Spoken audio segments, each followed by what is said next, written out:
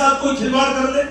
عورت کو جو عزت اسلام نے دی، جو اسلام نے جو عورت کو عزت دی ہے، وہ دنیا کا کوئی مذہب نہیں دے سکتا. دنیا کے ہر مذہب نے عورت کو کتنی عزت دی آپ جانتے ہیں؟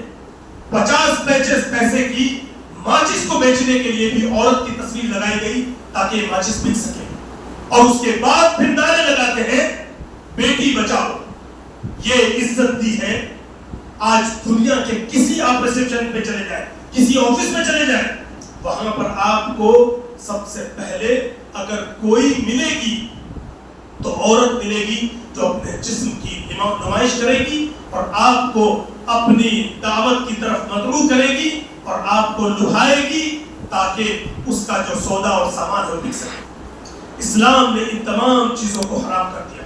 کسی کی عزت سے کھلواڑ نہیں، کسی کے مال سے کھلواڑ نہیں، کسی کی آبرو سے کھلواڑ نہیں، کسی کی جان سے کھلواڑ نہیں. ان تمام چیزوں کو حجۃ الوداع کے موقع پر اللہ کے نبی صلی اللہ علیہ وسلم نے حرام کر دیا. راوی حدیث حضرت ابو بکر رضی اللہ تعالی عنہ، لمبی حدیث جس کے اندر کہتے ہیں اللہ کے نبی صلی اللہ علیہ وسلم نے حجۃ الوداع کے موقع پر، حضرت ابو نضرہ کہتے ہیں کہ مجھ سے یہ بات اس صحابی نے بیان کی جو اللہ کے نبی صلی اللہ علیہ وسلم کے 7 ایام تشریق کے اندر موجود تھے، اور کہا اللہ کے نبی صلی اللہ علیہ وسلم نے ہمیں حجۃ الوداع کے موقع پر جب خطبہ دیا ہم سے پوچھا کہ لوگوں یہ کون سا دن ہے، یہ کون سا مہینہ ہے، اور یہ کون سا دن ہے، یہ تمام قسم کے سوالات، یہ کون سا شہر ہے. کہتے ہیں سب سے پہلے اللہ کے نبی صلی اللہ علیہ وسلم نے ہم سے پوچھا کہ لوگوں یہ کون سا مہینہ ہے. صحابی رسول کہتے ہیں ہمیں یہ اندازہ ہوا کہ شاید اللہ کے نبی صلی اللہ علیہ وسلم اس مہینے کا نام بدل دیں. کہتے ہیں ہم خاموش رہے. اللہ کے نبی صلی اللہ علیہ وسلم نے جواب دیا کیا یہ ذی الحجہ کا مہینہ نہیں ہے؟ کیا یہ ذی الحجہ کا مہینہ نہیں؟ ہم نے ایک آواز ہو کر کہا کہ کیوں نہیں اللہ کے نبی، یہ ذی الحجہ کا مہینہ ہے. اس کے بعد اللہ کے نبی صلی اللہ علیہ وسلم نے دوسرا سوال کیا، یہ کون سا شہر ہے؟ ہم نے سوچا کہ شاید آپ اس شہر کا نام بدل دیں. پھر آپ صلی اللہ علیہ وسلم نے کہا کیا یہ بلد الحرام نہیں ہے؟ ہم نے ایک آواز ہو کر کہا اللہ کے نبی واقعتاً یہ بلد الحرام ہے، یہ مکہ ہے. اس کے بعد اللہ کے نبی صلی اللہ علیہ وسلم نے تیسرا سوال ہم سے پوچھا یہ کون سا دن ہے؟ ہم نے سوچا کہ شاید اللہ کے نبی صلی اللہ علیہ وسلم اس دن کا نام بدل دے. پھر آپ صلی اللہ علیہ وسلم نے کہا کیا یہ یوم النحر نہیں، یعنی 10 ذی الحجہ جس دن حاجی حج کے 4 بڑے بڑے ارکان کو انجام دیتا ہے اور اللہ رب العالمین سے عہد کرتا ہے کہ وہ آج کے بعد اپنی زندگی کو سوائے تیرے بتائے ہوئے طریقے کے کسی اور طریقے پر نہیں گزارے گا. یہ اللہ کے نبی صلی اللہ علیہ وسلم نے سوال کرنے کے بعد ہم سے یہ پوچھا کہ یہ بلد الحرام ہے اور یہ دن بھی حرام ہے اور یہ مہینہ بھی حرمت والا ہے، تو جس طریقے سے یہ 3 چیزیں حرمت والی ہیں اسی طریقے سے میں تمہارے اوپر کچھ اور چیزیں حرام کرتا ہوں. اس کے بعد اللہ کے نبی صلی اللہ علیہ وسلم نے فرمایا فَإِنَّ دِمَاءَكُمْ وَأَمْوَالَكُمْ حَرَامٌ عَلَيْكُمْ كَحُرْمَةِ يَوْمِكُمْ هَذَا. تو آج یاد رکھو مسلمانوں، اور قیامت تک کے لیے میسج تھا فَإِنَّ أَمْوَالَكُمْ وَدِمَاءَكُمْ حَرَامٌ عَلَيْكُمْ. لوگوں تمہارے اوپر تمہارے مال اور تمہارا خون اسی طریقے سے حرام ہے جس طریقے سے آج کا دن حرام ہے. آج کا دن جس طریقے سے حرام ہے، کسی کا خون نہیں. نعوذ باللہ. اسلام کی تعلیمات کو کس طریقے سے مسلمانوں نے پامال کیا. ابھی ایک واقعہ اخبار میں دیکھنے میں آیا کہ ایک صاحب تھے، بقرعید کی نماز پڑھ کے آئے گھر میں اور انہوں نے اپنے آپ کو چاقو سے ذبح کر لیا اور اس کے بعد میں کہا کہ میں اللہ کے نبی صلی اللہ علیہ وسلم کے لیے قربان ہوتا ہوں.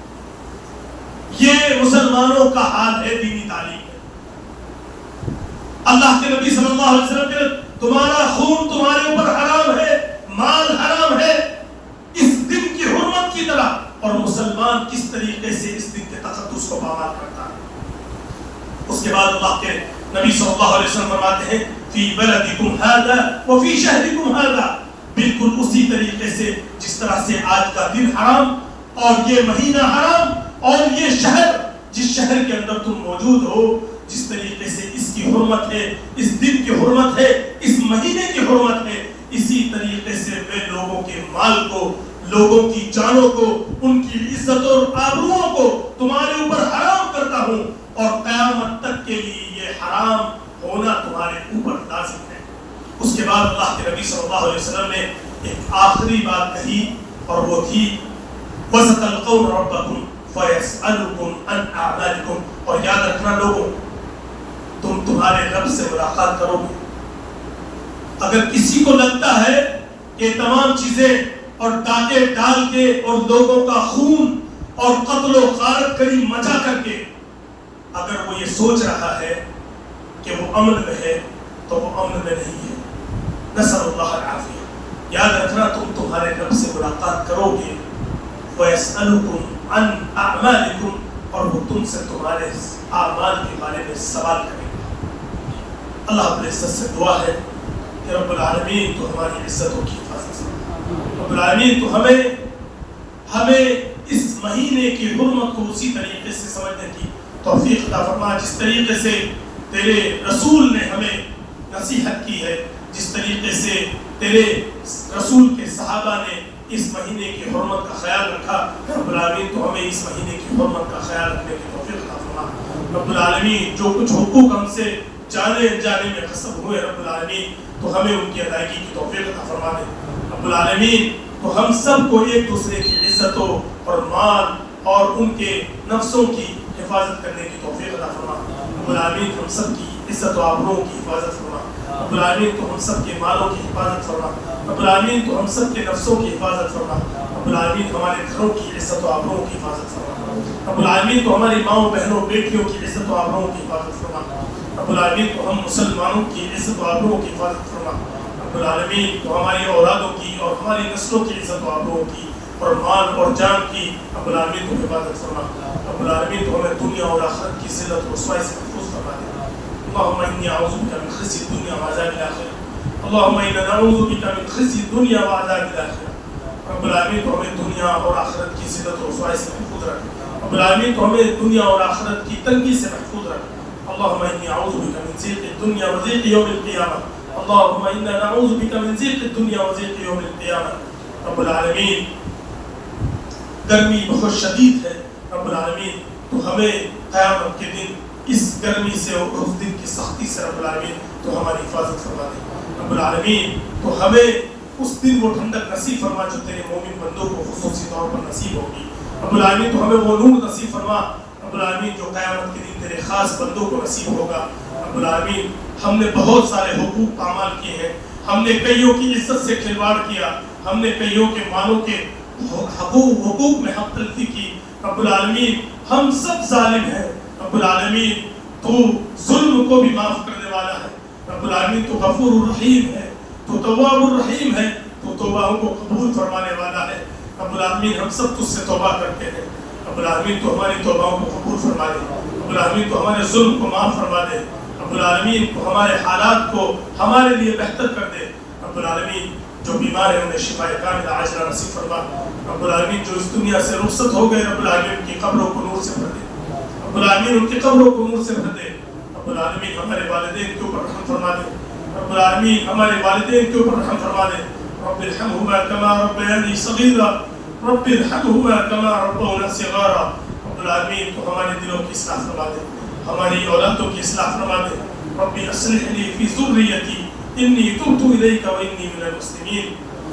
رب العالمین تو ہمیں ہماری اولادوں کے حقوق کی ادائیگی کی توفیق عطا فرما دے، اپنے جسموں کے، اپنے معاشرے کے، اپنے مسلمان اور اپنے غیر مسلم بھائیوں کے حقوق کی ادائیگی کی توفیق عطا فرما دے۔